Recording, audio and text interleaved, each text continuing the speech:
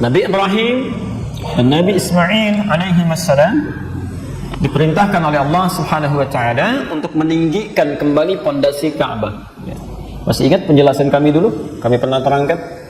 Ya, ingat Ka'bah itu sudah lebih dulu ada dibandingkan dengan umat manusia yang turun berdasar keterangan di Ali Imran Quran surah 3 ayat 95 sampai 97. Inna awwala baitin wudi'a lin-nas. Sungguh rumah pertama yang dibangunkan untuk manusia, bukan manusia yang bangun.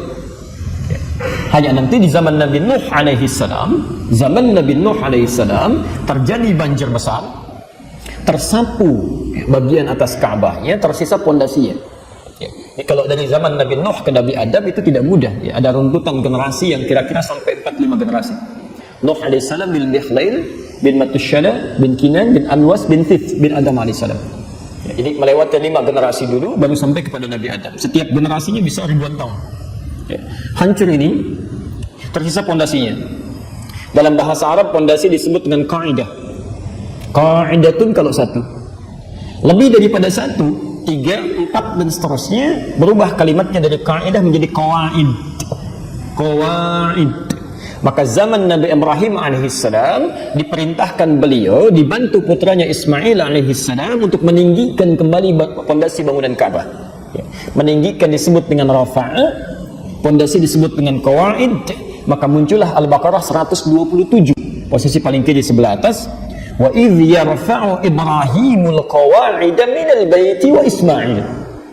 Dan ingatlah, pelajarilah ketika kami perintahkan kepada Ibrahim dan Ismail untuk meninggikan kembali bangunan Ka'bah. Jadi bukan membangun, tapi meninggikan pondasi Ka'bah yang runtuh. Jelas sampai sini? Baik, Ibrahim alaihissalam ketika mulai melangkah menapakkan kakinya untuk membangun, maka tapak pertama yang mengangkat derajatnya disebut dengan maqam. Maqam, ya, sampai sekarang kita temukan maqam Ibrahim. Maka saat beliau akan membangun itu, qadarullah tiba-tiba anaknya sudah mulai mendekat membawa batu, ya, mengatakan pada ayahnya, kalau bahasa kita, boleh nggak saya bantu? Boleh nggak saya bantu? Batu dalam bahasa Arab disebut dengan hajar. Kalau sudah disusun membentuk sebuah batas tertentu, bagian dari bangunan disebut dengan hijr. Maka sampai saat ini disebut bagiannya dengan hijr Ismail. Jelas ya? Baik. Kenapa kalimat Ismail diakhirkan di ayat ini? Padahal bisa Allah mengatakan begini, wa idh yarfa'u Ibrahim wa Ismailul qawaid. Dalam bahasa Arab, kalau ada pekerjaan dikerjakan oleh dua subjek secara bersamaan, itu artinya perannya sama. Tapi kalau kalimat terakhir diakhirkan, misal wa idh yarfa'u Ibrahimul qawaid baru Ismail wa Ismail, itu artinya orang kedua berperan hanya membantu saja. Membantu. Jadi Ismail datang membantu. Nanti kita tafsirkan insyaallah kalau saya masih hidup dan kita masih ada waktu, ya, sampai ke Al-Baqarah nanti kita akan lihat bagaimana tipsnya seorang Ibrahim alaihissalam bisa menjadikan anak yang masih belia itu melihat bapaknya kerja pengen bantu. Itu kan nggak mungkin kalau ayahnya nggak memberikan perhatian. Saya balik tanya ya, antum masya Allah luar biasa punya pekerjaan aktivitas. Pernah nggak ketika anda bekerja anaknya tergerak untuk membantu?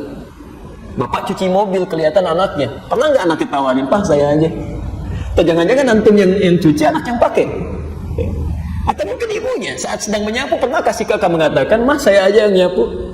Atau jangan-jangan ibu yang nyapu, anak yang tunjukkan, Ma itu kurang tuh gitu ya. Baik, coba cek. Ya, nanti kita akan belajar. Tidak mungkin, mustahil. Ini seorang nabi, seorang rasul, sibuknya luar biasa, punya aktivitas kerja juga, tapi masih punya waktu untuk memperhatikan anaknya. Dan beliau ada di Kanaan, anaknya ada di Mekah, bisa jalan kaki, itu makanya disebut Ibrahim. Ya. Dalam bahasa Aramaik, seorang penyeberang. Seorang penyeberang. Dalam bahasa Arab serapan, singkatan dari Abul Rahim, bapak yang sangat perhatian. Ada orang laki-laki, bukan yang di sini ya, mohon maaf. Ada orang laki-laki bukan nabi, bukan rasul, sesibuk apa? Sampai dunia dicari di luar, lupa dengan harta yang ada di dalam. Nanti kita akan lihat poin-poin ini ketika sampai pada poinnya. Ini berlaku untuk saya juga, untuk semua ya. Jadi saya mengingatkan di sini. Baik, kita kembalikan ke sini. Ya, ikhwas sekalian. Setelah selesai bangun Ka'bah ya, meninggikan maksudnya bangunannya, keduanya berdoa. Di antara doanya ayat 129, Rabbana wab'ats fihim. Perhatikan kalimatnya.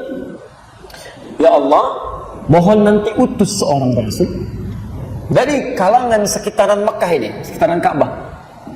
Siapa Rasul yang diutus di sekitaran Ka'bah lahirnya?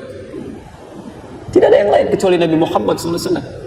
Tolong utus nanti seorang Rasul dari sekitaran Ka'bah ini, dari kalangan mereka di kota Mekah, yang memiliki tugas yatlu alaihim ayatika, yang menyampaikan nanti ayat-ayatmu, maksudnya wahyu. Tugas Nabi itu begitu datang wahyu, misal turun ayat Alhamdulillahi Rabbil Alamin, itu harus langsung disampaikan, tidak boleh ditahan. Wa yu'allimuhumul kitab, kemudian mengajarkan kandungan wahyu ini, disebut dengan hadis.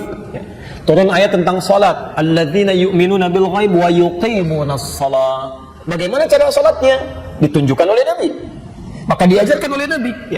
Makanya ketika seseorang salat di samping Nabi, Anda bayangkan, Al-Bukhari nomor hadis 751, 757, hadis Muslim nomor hadis 397. Di kisah yang sama diberi judul Babul Musifis Salah. Bab tentang orang yang salatnya buruk.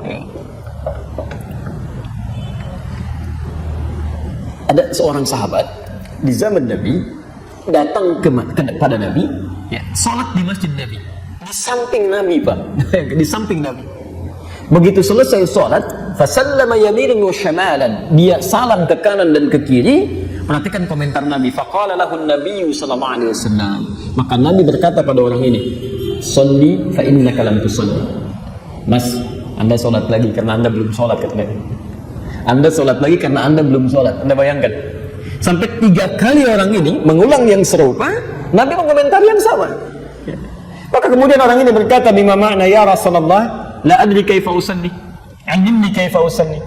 Saya tidak tahu lagi seperti apa saya mesti sholat dengan benar, tolong ajarkan saya.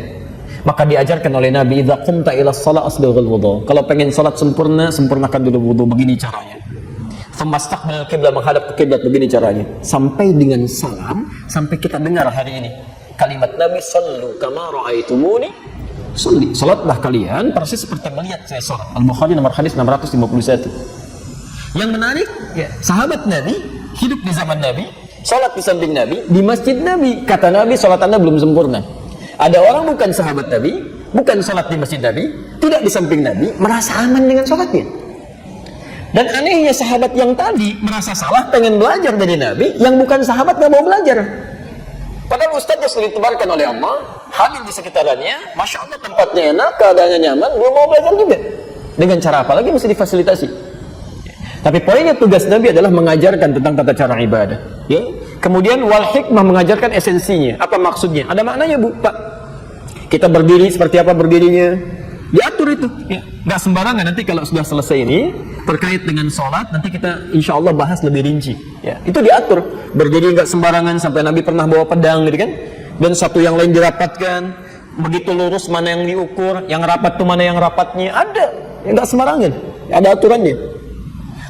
Dan esensinya dijelaskan apa maksudnya. Terakhir, wa yuzakkihim, dampak ibadah yang benar akan berpengaruh pada keadaan hati yang baik.